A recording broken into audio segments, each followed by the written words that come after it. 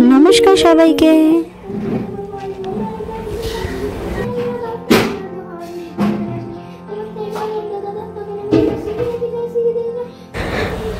দেখো ও কি বলছে কেউ কিন্তু বুঝতে পারছে না, না বোঝারই কথা। ও যেইভাবে তাড়াতাড়ি করে বলছে তাতে না বোঝারই কথা। ও কিন্তু গীতার শ্লোক বলছে। তা আমি চেষ্টা করি ওকে পড়াশোনা শেখানোর সাথে সাথে একটু ধর্মের ব্যাপারে সচেতন করে তোলার, একটু ধর্মের ব্যাপারে কিছু জানা। তা ও গীতার শ্লোকগুলো বলছে। ওর যখন কথা বলা পুরোপুরি শিখেছে তখন ধরে আমি এই শ্লোকগুলো বলি। তা এখন দেখো মুখস্থ হয়ে গেছে। ও প্রতিদিন স্নান করে উঠে এই শ্লোকগুলো বলে। কারণ দেখো আমাদের যা ব্যস্ত রুটিন তাতে কিন্তু আমরা প্রতিদিন গীতা পড়তে পারি না। এই শ্লোকগুলো বললে কিন্তু গীতা পড়ার সমান হয়। তাইও তাড়াতাড়ি করে বলছিল এই শ্লোকগুলো। আর দেখো রবিবার ছিল বলে ওকে কিন্তু আমি ড্রয়িং স্কুলে নিয়ে চলে এসেছি। ও ড্রয়িং স্কুলে যাচ্ছে। বাইরে কিন্তু ওই বড় বড় দাদা দিদিরা বসে আর বাচ্চাগুলো ভিতরে বসে। তারপরে দেখো তোমাদের সঙ্গে গল্প করতে করতে আমি কিন্তু দোকানে চলে এসেছি। তা তোমাদেরকে জানাই সবাইকে শুভ রথযাত্রার প্রীতি ও শুভেচ্ছা। সবাই জানো রথযাত্রা অনেক অনেক আনন্দ করে। আর ওইদিকে দেখেছো ঘড়ির কাঁটায় কিন্তু 9:30 বাজে। আর এই জন্য বড়মাশা কিন্তু আমার উপর রেগে গেছিলো। এইদিকে দেখো আমি লেচি কেটে ছাতুর পুর ভরে নিচ্ছিলাম আর ওকে দিচ্ছিলাম। ও কিন্তু কচুরি ভাজছিল। আমি কিন্তু ওর মধ্যে 2বার উঠে ওখানে কিন্তু ওকে বেলেও দিয়েছি।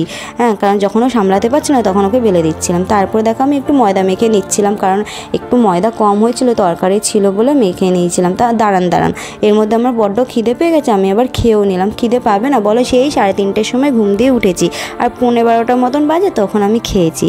তার মধ্যে দেখো মনাকে নিয়ে চলে এসেছে ড্রয়িং স্কুল থেকে। আর দেখো কী সব কিনে নিয়ে আসে। এর মধ্যে আবার একটা লজেন্স কিনে এসেছে। আর বাবা এসেছিলো আমাদেরকে খাবার দিতে। যেই শুনেছে আমরা হোটেলে খাবো, আমরা দোকান বন্ধ করব না আর হোটেলে গিয়ে খেয়ে আসবো, সেই জন্য মা আবার বাবাকে দিয়ে খাবার পাঠিয়ে দিয়েছে।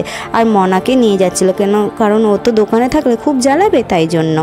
আর এদিকে দেখো আমাদের কচুরি বিক্রি করা হয়ে গেছে। তারপরে দেখো জিলিপির জন্য ব্যাটার ফাটিয়ে নিচ্ছিল। আর তারপরে দেখো ওই তখন কটা বাজে, 1:30 পৌনে 2 বাজে, তখন ধরে আমরা জিলিপি ভাজা আরম্ভ করে নিয়েছিলাম। তখনই টুকটাক করে একটুখানি কাস্টমার আসছিল। আর এইদিকে দেখো আমি কিন্তু খাজার রস দিয়েছিলাম এই প্রথমবার। তার আগে কোনো দিন আমি দিইনি। দিয়ে সব কিছু সাজিয়ে নিয়েছিলাম। আর তখন ধরে দেখো 2:30 বাজে, তখন ধরে কিন্তু আমাদের দোকানে টুকটাক করে কাস্টমার আসছিল। আর জানি বাপু এরপরে আমি কোনো ক্লিপস নিতে পারবো না, কারণ এরপরে দোকানে ভিড় লেগে যাবে, তখন আমার ভিডিও করা হবে না। তাই আমি একটুখানি ছোট্ট করে ক্লিপস নিয়ে নিচ্ছিলাম। আর তারপরে দেখো আমি খেতে বসে গেছিলাম। আর সম্পূর্ণটাই খাবার কিন্তু নিরামিষ ছিল, যেহেতু আমাদের নিরামিষের দোকান। মাকে বলেইছিলাম যেন নিরামিষ পাঠায়। আর তারপর দেখো তখন রাত্রিবেলা তখনও কাস্টমার আসছিল। আর তারপর দোকান বন্ধ করে এখান থেকে আমরা খাবার নিয়ে বাড়ি চলে গেছিলাম।